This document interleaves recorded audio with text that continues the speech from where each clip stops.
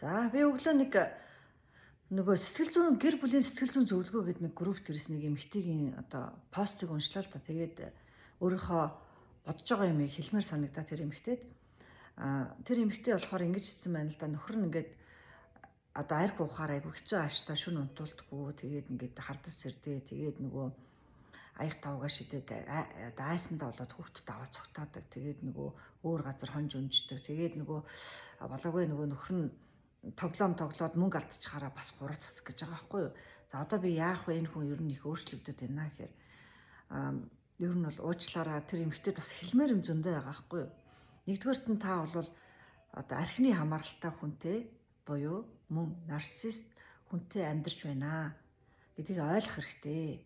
За би нарцист хүн ямар байдаг вэ? За тэгээ хоёрдугаарт нь хэм бол та өөрөө бас архины давхар хамааралтай буюу мөн өөрөө бас эрүүл бус хамааралтай хүн байна. За эрүүл бус яагаад ингээд нарцист хүн эрүүл бус хамааралтай хүмүүс амьдраад байт юм бэ гэхээр ингээд нөгөө бид нар чинь эдний эргэн тойронд ээж аав, ах дүү, найз, нөхөд гэр бүлийн хүмүүс маань тийм үү эмээ өвөө хинч үж магадгүй нарцист хүн байсан байгаа. За хоёрдугаарт нь та яагаад эрүүл бус харилцаад эрүүл бус хамааралтай болсон бэ гэхээр бага наснаасаа өөрсдөө мэдгүйгээр бид нар өөрсдөө үр хүүхдүүдэд бас өгч идэг юм баггүй юу. Нөгөө хүүхдээ бүрэн хайрлаагүй хаягдсан, гологдсон, нөгөө нэг харьцуулагдсан тийм ээ. За босон эмийг хараагүй юм шиг өнгөр твч том үний өөдөөс үг хэлж болохгүй, өөрийнхөө сэтгэлийн хөдөлгөөнийг илэрхийлж болохгүй, чи сайн байх ёстой, чи мундаг байх ёстой. Ингээд бүр ингээд дандаа тим командор өссөн. Тэгэхээр нөгөө эдгээр чинь нийлэхээрээ бүгдээрээ бага хүүхдүүдтэй бид нар сэтгэлийн шарах өгчт юм байна. Ээж аав маань ч биднэрт тиймэрхүү сэтгэлийн шарах өгсөн гэсэн үг. Тэгэхээр бид нар өөрсдөө өөрийн мэдлгүүр ийм сэтгэлийн шарахыг автсан. Тэрийгээ мөн өөр хүүхдээ бас тэгэ явж идэг. Тэгэхээр та эмэгтэй таны хувьд болохоор та яаж юм гэхээр бас бага наснаас авсан тийм сэтгэлийн шарахаа авсан учраас та эрүүл бус хамааралтай учраас та нарцист хүнтэй очиж холбогдчихж байгаа байхгүй юу? За нарцист хүн бол ер нь бол хизээж өөрчлөгддгүү гэдгийг нэгдүгээрт нь ойлгох хэрэгтэй. За тэр хүн нарцист гэдгээ ойлгоод мэрэгжлийн зөвлөгөө аваад мэрэгжлийн эмч юугаар яваад ингээ эмчлэгдсэн тохиолдолд тэр хүн чинь эдгэн бусад тохиолдолд бол нарцист бол хизээж идэхгүй. Тэгэхээр танд ямар арга байдгүй гэхээр яг би сүүлийн үед жоохон нарцистийн тухай давхар хамаарлын эрүүл бус хамаарлын тухай ном уншиж ин л да. Тэгээд ойлгосон юм маань юу вэ гэхээр өөрийгөө би хамааралтай юм гэдэг хүлээн зөвшөөрөх ёстой гэж байгаа байхгүй. Тэгэхээр энэ хүн нарцист би хамааралтай юм байна. Эрүүл бус хамааралтай юм байна. Хүлээн зөвшөөр. За хүлээн зөвшөөрнө гэдэг чинь айгүй том алхам гэж байгаа. Өөрийгөө мэд гэж байгаа. Таньж мэд. За дараа нь ямар алхам хийх вэ гэхээр ер нь бол та нэгдүгээрт нь өөрийгөө детач бол гэж холдуул гэж байгаа. Сэтгэл зүйн хувьд буюу биеийн хувьд. Тэгэхээр та өөрийнхөө амар тайван байдлыг бодоод нэгэнт гэр бүлийн хүн чинь ийм нарцист хүчрхийлэгч хүн юм чинь та өөр хүүхдийнхаа дамгалан тайван бодол юг хамгаалаа та тустай амьдрах ёстой. Тэгэхгүй бол нэг өдөр таныг болон багалзуурж штэ. Тэгэхээр таны өөр хүүхдийг ч юм гэмтэн та тийм амьдралд амьдарч болохгүй. Тэгэхээр нэгдүгээрт нь тустай амьдр. Хоёрдугаарт нь тустай байх хэрэгтэй.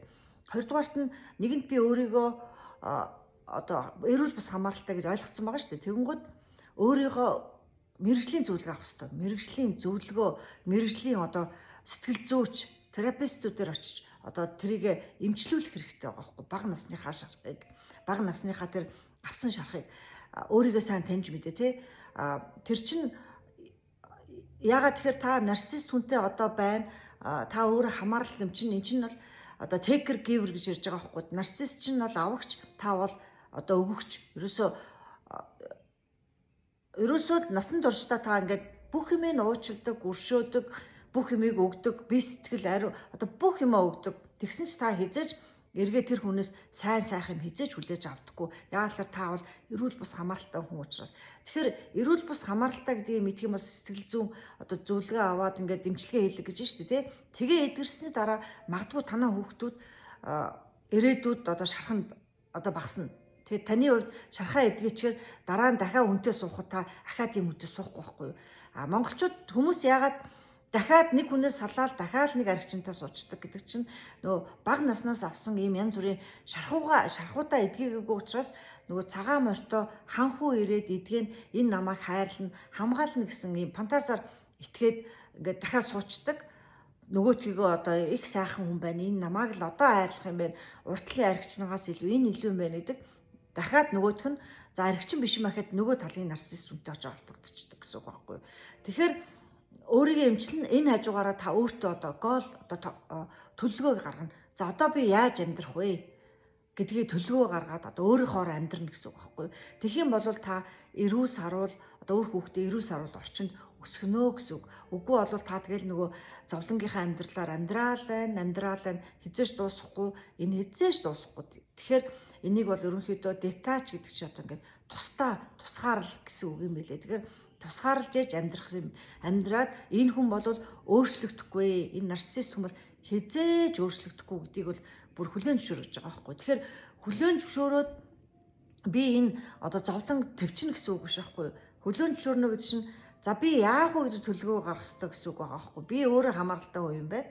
Тэгэхээр хамаарлаа би яаж идэх вөхөр одоо би бол бодохдоо гэр бүлийн зөвлөгөө хүн дээр оч гэж би хэлмээргүй байна. Ягаад тэр гэр бүлийнх чинь бол гэр бүл талаас нь л одоо эхнэр нөхрийн харьцаа ярина. Энэ хүн чинь болохоор одоо нарциссист эмгэгтэй хүн байгаа учраас та өөрийгөө нарциссист хүнээс би яаж тусгаарлах вэ? Би өөрөө одоо өөрийнхөө эрүүл бус давхар хамаарлаа би яаж идэх үү гэдэг дээр одоо анхаарлаа төвлөрүүлээд өөрийнхөө ирээдүйд хийж чадах юу хийж би амьдрах уу гэдэг төлөвлөгөө гаргах юм бол та өөр хүүхдээ хийж байгаа хамгийн том хөрөнгө оруулалт шүү гэж хэлмээр байна.